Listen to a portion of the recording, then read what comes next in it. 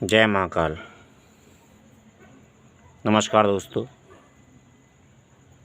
जानकारियाँ तो खैर विशेष ही है, लेकिन ये समझने वाले के ऊपर होता है कि वो क्या समझता है।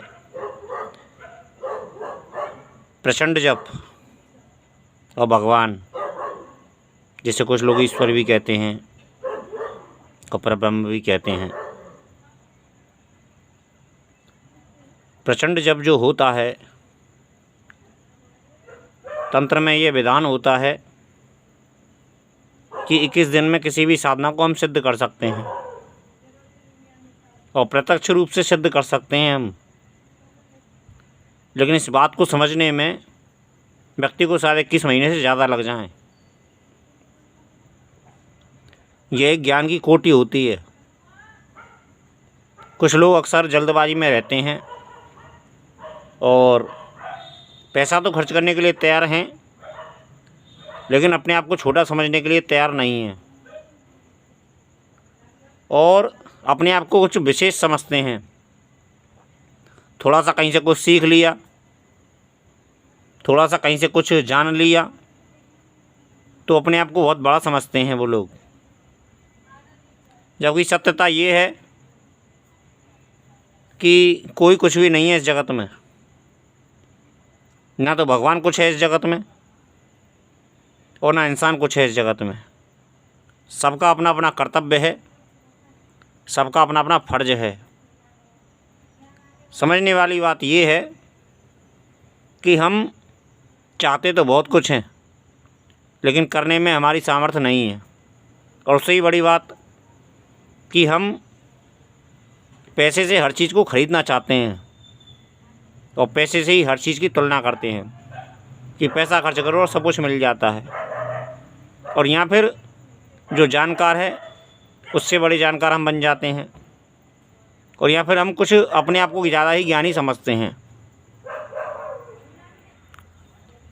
ये बात उतनी ही सत्य है और समझने वाली बात होती है कि ईश्वर हमसे उतना ही दूर है जितना हम कामचोर हैं, या फिर ये कह लो कि हम अपने आप को ज़्यादा यह समझते हैं कि हमने किसी ने कुछ भी बता दिया और हमने ये समझ लिया कि हमने जान लिया।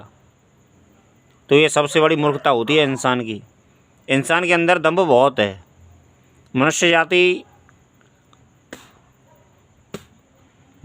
के अंदर एक आदमी, जो आदम जात कहते हैं, वो मुस्लिम भाषा में आदम जात कहते हैं और अपनी इंडियन भाषा में पुरुष कहते हैं, आध्यात्मिक भाषा में पुरुष कहते हैं और जनमानस में पुरुष कहते हैं और स्त्री कहते हैं।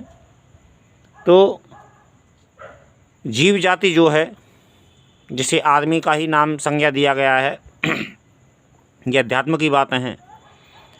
और बात यहाँ पे प्रचंड जप की चल रही है।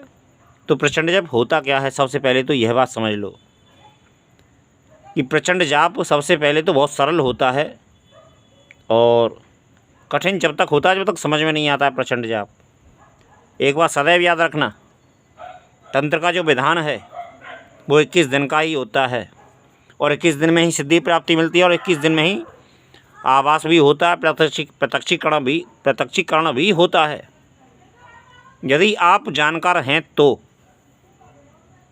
21 दिन में सिद्धि भी मिलेगी आपको, प्रत्यक्षीकरण भी होगा और वचन भी होगा आपका। यदि आप जानकार हैं और यदि आप विश्वास पात्र हैं तो, यदि गुरु की कृपा हो जाए। कुछ लोग मुझसे, एक साधक का अक्सर प्रश्न रहता था कि गुरु के बारे में कुछ बताइए। तो मित्रों, एक बात सदैव याद रखना कि जब तक ईश्वर नहीं चाहता है कुछ भी, जब तक किसी भी आदमी को कुछ भी नहीं मिलता है। क्योंकि एक बात सदैव याद रखना कि फल जो है वो ईश्वर के हाथ में है और ईश्वर ही चाहेगा। क्योंकि आदमी के अंदर जो मैं तुमसे बात जो कर रहा हूँ, मेरे अंदर एक मैं तो हूँ ही हूँ। ये आध्यात्मिक भाषा है, वेद की भाषा है। मैं तो बोल ही रहा हूँ, लेकिन मेरे अंदर यदि ईश्वर मौजूद है इस समय तो मैं बोल पा रहा हूँ आपके पास, आपके सामने।